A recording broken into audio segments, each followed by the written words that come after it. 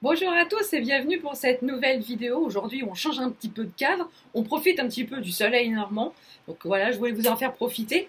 Et voilà, pour cette nouvelle vidéo qui sera une présentation des sorties livresques du mois de juin que j'attends tout particulièrement et que je voulais vous présenter et vous en faire profiter également. Donc pour ne pas perdre de temps et que cette vidéo dure des plombes, eh ben on va commencer dès maintenant. Donc on va commencer par... J'ai pris des notes, hein, parce que sinon on va pas s'en sortir. On va donc commencer le 3 juin avec La ville sous le vent d'Éléonore de Villepoix, paru aux éditions Hachette Roman. Alors c'est un roman de fantaisie. C'est l'histoire d'un jeune homme qui suit une formation pour devenir mage, dont l'avenir est déjà tout tracé. Il s'imagine déjà dans les plus hautes sphères de la société, et tout marchait très bien jusqu'à ce que son mentor se fasse lâchement assassiner, et du coup le propulse directement dans les hautes sphères de la société. Et donc du coup, il va se mettre donc du coup en quête du meurtrier de son mentor. Et il va faire la rencontre d'une jeune femme qui, elle, est arrivée fraîchement en ville à la recherche de son vrai père. Donc du coup, ils vont faire alliance.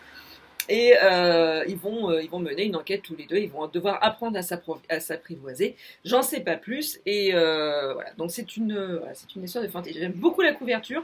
Je vous la mettrai ou je vous la mettrai avant, je ne sais pas. Mais la couverture est très très belle. Donc je vous dirai ça très très rapidement. Autre sortie le 3 juin, c'est le nouveau roman de Jean-Christophe Granger, Le jour de cendre, paru aux éditions Apparaître. Il n'est pas paru encore. Apparaître aux éditions Albin Michel. Alors, on ne présente plus Jean-Christophe Granger, qui est le maître, qui a été quand même le maître du thriller français au tout début, enfin pas au tout début du genre, mais qui a quand même donné ses lettres de noblesse à ce genre en France.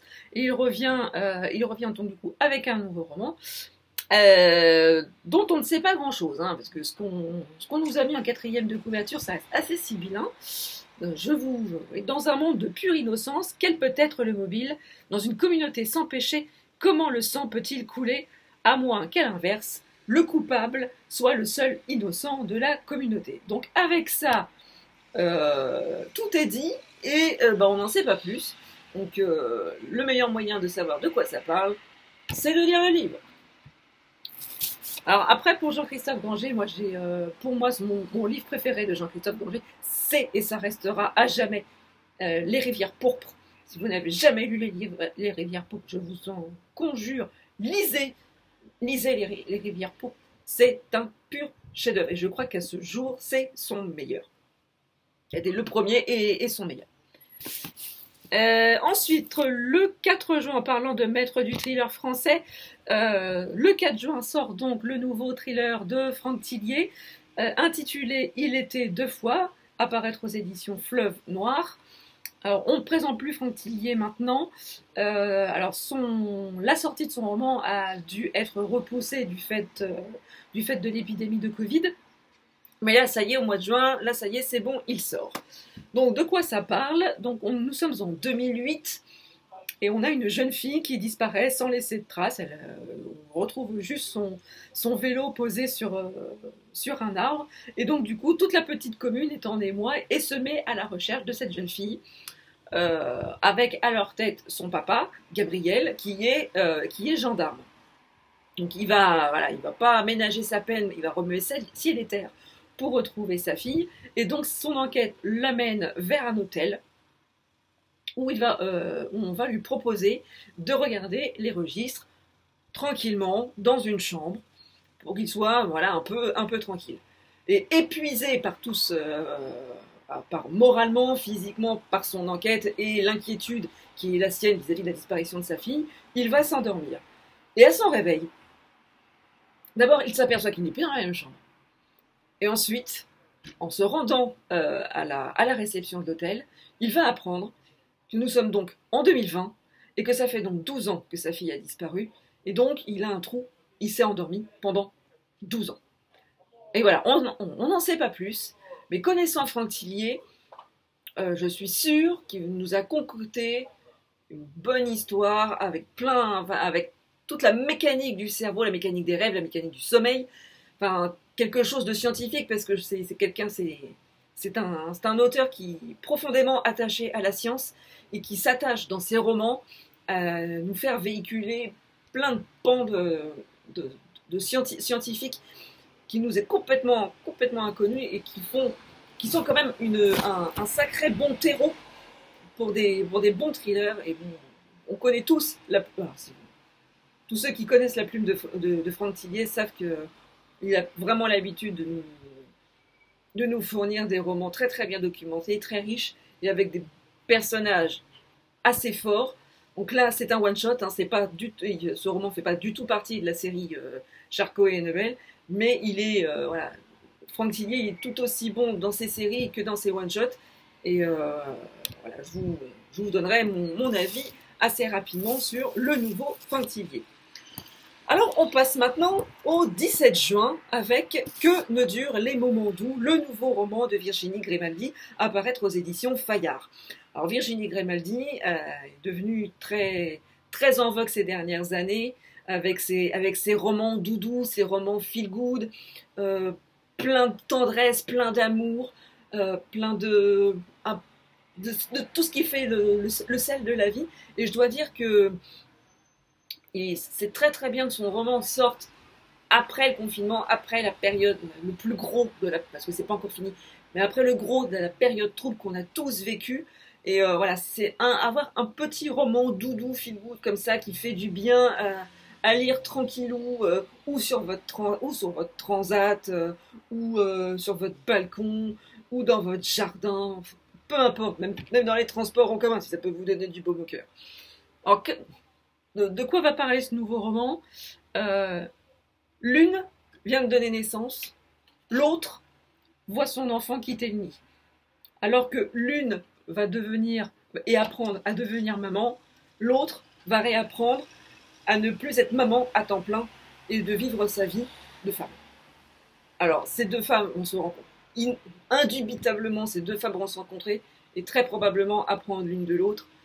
Et avec tout le savoir-faire de Virginie Grimaldi, on va avoir une histoire tendre, une histoire d'amitié, une histoire d'amour, et quelque chose qui va nous remettre un petit peu de baume sur nos petits cœurs abîmés, sur nos petits cœurs confinés et qui sont déconfinés. Et rien de tel qu'un roman de Virginie Grimaldi pour se refaire du bien.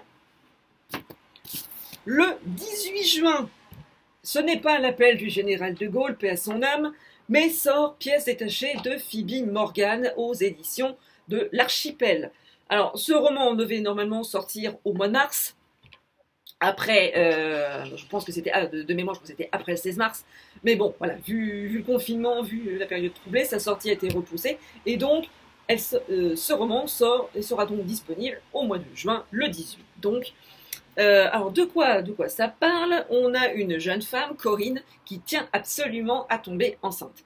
Elle a eu recours à plusieurs fécondations in vitro, ça n'a jamais marché, mais là, elle en est sûre, c'est la bonne, elle est enceinte, et voilà, ça va être la bonne cette fois-ci. Et depuis plusieurs jours, elle trouve sur le pas de sa porte des petits éléments de maison de poupée. Et cette maison de poupée, enfin, ces éléments ressemblent à s'y méprendre à ceux que son papa avait fait pour elle et sa sœur. Quand elles étaient petites, il leur avait construit une maison de poupée, il avait fabriqué tous les petits éléments de la maison de poupée, et tout ce qu'elle reçoit sur le pas de sa porte lui rappelle vraiment, on croirait, les copies conformes des éléments de la maison de poupée qu'elle avait quand elle était petite avec sa sœur. Et donc, elle n'est pas, enfin, au fur et à mesure, monte un climat un peu anxiogène, et elle va se poser la question de savoir qui lui veut du mal, et qui lui cherche des noises à elle et à sa sœur. Donc voilà, c'est un espèce de, oui, on va dire un thriller domestique. J'en ai pas encore entendu parler. Il y en a certains qui l'ont déjà lu parce qu'ils l'avaient reçu un peu avant sa sortie au mois de mars. Il y a eu très peu d'avis dessus, donc on va y aller les yeux fermés, et je vous reparle de ça très vite sur la chaîne. Et enfin, le 30 juin, sort le roman d'une de mes autrices qui m'a fait découvrir le thriller. Je vais pas vous dire il y a une vingtaine d'années, mais presque, hein, quand même. Parce qu'il faut pas se le cacher. Hein, l'âge étant là, hein, je ne suis plus de la première jeunesse. C'est le nouveau roman de Patricia Cornwell, sa nouvelle série, avec son un nouveau personnage féminin, en la personne de Callie Chase, qui travaille à la NASA. Elle est pilote d'essai pour la NASA. Elle est experte en mécanique quantique et elle est également enquêtrice spécialisée en cybercriminalité. Donc autant vous dire hein, que c'est pas une de ces jeunes femmes que l'on croise dans les Marseillais à Ibiza. Hein. Alors là, quand même, un petit peu là-dedans et un peu moins dans les nichons. Enfin, bon, j'espère pour elle je ne sais pas si elle est pourvue de nichons, mais bon, bref. Ceci n'est pas l'objet de la vidéo. Donc tout ça pour dire que Patricia Cornwell, moi je l'ai connue avec sa saga Qu'Escarpeta qui a eu un succès absolument mondial. C'est l'autrice qui m'a vraiment fait plonger dans les thrillers. Patricia Cornwell a su créer le personnage de Qu'Escarpeta qui a grandement évolué tout au long de ses romans, pendant 10 ans, pendant 15 ans. On a évolué avec elle, on a mûri avec elle, on a changé, on a grandi avec elle. Et j'avoue que moi, quand j'ai commencé à lire ces romans, je me suis beaucoup identifiée à cette femme qui devait se faire une place dans un monde d'hommes, parce que les médecins légistes femmes, c'était pas légion. Des femmes légistes, directrices d'un institut médico-légal hyper chevronné, c'était pas légion non plus. Et voilà, ça a quand même montré la place des femmes dans cette société, la place des femmes dans les milieux scientifiques. Et on peut dire, et aussi sa rencontre avec l'un des tueurs en série les plus dingues, les plus retors, les plus machiavéliques qui m'a été donné de découvrir dans la littérature depuis que je sais lire. Quoique je lisais pas des livres sur les tueurs en série quand j'avais 5 ans, mais bon bref. Temple Goat est quand même un des tueurs en série les plus retors. Ces affrontements avec Qu'Escarpeta sont, je ne vais pas dire d'anthologie, mais ils sont quand même restés dans ma mémoire de lectrice. Et c'est ce qui m'a fait aimer aussi cette série, parce que elle en prend quand même plein la gueule, hein, Qu'Escarpeta. Elle en prend plein la gueule, professionnellement, personnellement. Heureusement qu'elle est bien entourée, mais qu'est-ce qu'elle prend dans la gueule? Donc là, j'ai un petit peu digressé, mais là, dans Quantum, on a un nouveau personnage féminin qui travaille à la NASA et qui va devoir déjouer un complot, enfin quelque chose, enfin, il va falloir qu'elle trouve le coupable assez rapidement, car toute la sécurité de la nation, des États-Unis, voire de la planète, est en jeu, car la NASA est au cœur de ce complot, on peut dire. Donc j'ai vraiment très très hâte de découvrir ce nouveau personnage qui, je l'espère, aura le même aura et le même succès que sa grande sœur Qu'Escarpeta. Et voilà, je vous en reparlerai donc après le 30 juin, et va attendre qu'il sorte, parce que là pour l'instant je suis pas encore retournée en librairie, je suis pas encore retournée à la bibliothèque, parce que pour l'instant elles ne sont pas encore ouvertes. Là vous allez si vous entendez de la musique, c'est dehors, hein, voilà. En plus de ça, vous avez droit à une bande son gratuite, c'est formidable, du Maître Gims. J'aurais pas pensé mettre du Maître Gims dans mes vidéos, mais bon, pourquoi pas. Un petit fond sonore, bon, je sais pas si vous entendrez beaucoup, j'en regarderai au montage.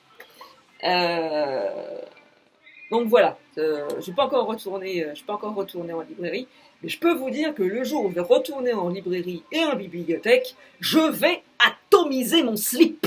Oui, je vous le dis, vous êtes prévenus, je vais atomiser mon slip. Donc voilà pour ces sorties littéraires qui me tiennent. Alors évidemment, ça reste une sélection qui m'est tout à fait personnelle, Il y a encore plein d'autres romans qui sortent dans tous les genres différents au mois de juin. Donc j'espère que cette vidéo vous a plu. N'hésitez pas à me dire en commentaire si vous aussi vous attendiez la sortie des romans que je vous ai présentés, ou si vous en attendez d'autres. N'hésitez pas à me le dire en commentaire, je serais ravie d'en discuter avec vous. D'ici là, voilà, n'hésitez pas à liker la vidéo, à la partager, à la commenter. Et si ce n'est pas encore fait, n'hésitez pas à vous abonner à la chaîne. C'est gratuit, ça fait plaisir et ça fait de mal à personne.